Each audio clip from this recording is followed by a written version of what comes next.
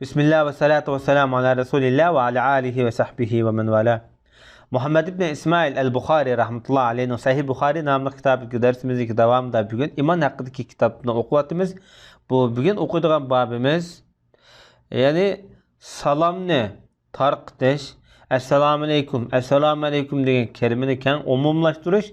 Bu İslam'ın cümlesindir. Bir dini yosundur dep şunaq deydi. Bu bakta. Hem de Ammar şunaq degan deydi İmam Bukhari rahmetullahi aleyhi. Ammar kimi degende Ammar ibn Yasir. Peygamberimizinki büyük sahabelerden en köp azaplanılan Mekke'de yaşayan ulaq sahabe. Onысы şu yolda öldürülgen Ebu Cehil öldürülgen Sümeyye. İslam tarihindeki en tuncu şehit demdi şu şehitninki balısı bu kişi. Bu adam dedi hem de 3 iş var dedi. İmam Bukhari rahmetullahi aleyhi bu Ammar'daki sözlüğümde rivayetsiz, senetsiz, kisiplan, bölepla aptı. Emniyette bu başka mezbunda bu Peygamberimizdeki hadis süptüde Resulullah'a yüklengen, elip birilgan. Hem de Ammar dedi 3 xislet var dedi. Kim 3 xislet ne özde mücessem kıysa bu adam imanının hemmini özü kontrol kılıp imanı kamil kıygan buldu dedi. Birincisi bu adam özlügiden öz nefside adil buluş. Yani insaplık buluş degen gap, insaplık ma'nasi adil buluş. Bu yerdik adalet xalq bilan, Xudo bilan bo'lgan munosabatlar orasi umum qilindi. Bilan bo'lgan munosabatda adil bo'lgan odam haddidan oshmaydi, Xudoga bo'ysunadi, Xudo bekitgan qonuniyat, qoida yo'sin asosida davom etadi. Hamda xalq bilan bo'lgan insof, adolat qayda bo'ldi degan vaqtida boshqalarga to'g'ri muomala qilish, durust bo'lish, muomalada adil bo'lish, bir taraf og'maslik, masalan, bir masalaga yo'liqqan vaqtida. Shundan hammasi insof qatoriga kirdi. Yani ikinci mesele bütün dunyoga deydi. Hadisdagi ro'yda bütün dunyoga salomni keng yeyish deydi. Yani etrafidagi har qanday odamga keng salom qilish. Mayli tunsin, mayli tunmasin, musulmon ittifoqi qavm qarindoshlarga keng salom qilish. Üçüncüsü bo'lsa, o'zine ait qattiq ehtiyojli holatida, ya'ni o'zi sehi bo'lish deydi. Pul chiqim qilish degan bo'ldi ama lug'at ma'nosi. Bu hamda masalan o'zining oilasi bo'lsin, o'zi bo'lsin, turmushi bo'lsin, urug' tuqqanlari bo'lsin, me'morli bo'lsin, qatorliq umumiy sehilikni asos qildi bunida. Endi bu ibora, bu so'z shu 3 deyilayotgan masalan, shu go'zal xislatlar iqtisodiy, bu jismoniy ibodatlarni o'z ichiga olganda, masalan, xayr saxovat qilish degan mazmun, masalan, iqtisodiy ibodatni o'z ichiga olgan. Bel bunun için zakat mı o'zi oilasi xarjlagan pulmi bor, oilasi bilan baqqan, bolalarni bilan baqqan, ham ishi kirib ketadi. Shundan o'zim bir ibodat. Chunki bu mazmunni yoqtirgan nurg'un yaxshi hadis, sahih hadislar bor. Jismoniy ibodat deganimiz masalan adil bo'lish yoki insofli bo'lish masalasi. Masalan, Xudo bilan o'zing orasidagi insofli masala, masalan, Xudoni hurmat qilish, Allohni ulug' bilish. Allohni ulug' bilgan odam cho'qim Allohdan davomli qo'rqidi. Allohning o'ziga bir nazorat tutibdi-da, o'ylaydi. Allohga ibodat qiladi, Xudoning buyrug'ini qiladi, cheklimda yanadi degandek.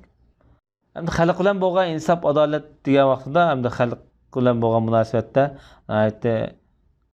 durust yo'lda bo'ladi-da. Uni qo'yimchilik qilmaydi, uning milli yevolmaydi, yolg'onchilik qilmaydi. Bu bir ijtimoiy bir go'zal holatni yetildigil bo'ldi bu orliqda. Bütün dunyoga salomni keng yeyish degan gap, bu hamda bir go'zal axloq, bir kamtarlik, boshqalarni ko'zga ilmaydigan, haqorat qilmaydigan, mazaq qilmaydigan, bunda bir avvaldan halqıga vaqtida andin boshqa odamga salom bergisi keldi odamning. Bu yerdagi salom va xalq orasidagi, musulmonlar orasidagi ijtimoiy munosabatni, ulfat, mehr, muhabbatni kuchaytiradigan bir go'zal axloqlarning biri.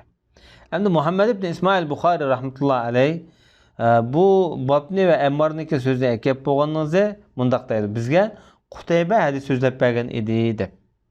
Bu kishininki ismi Qutayba ibn Sa'id al-Jamil al-Bag'lani. O'zi Bag'lonlik, Bag'loniga hozirgi Afg'onistonniki shu Balaqda, Kabulning atrofidagi bir yurtlar. Bu kishi Imom Buxoriyninki ustoz bo'ldi. Hatto Imom Ahmadninki boshqa 6 hadis to'plamlaridagi sayesinde deb qo'yamiz. Shu Abdullah'nınki hemmisinin ustazı oldu.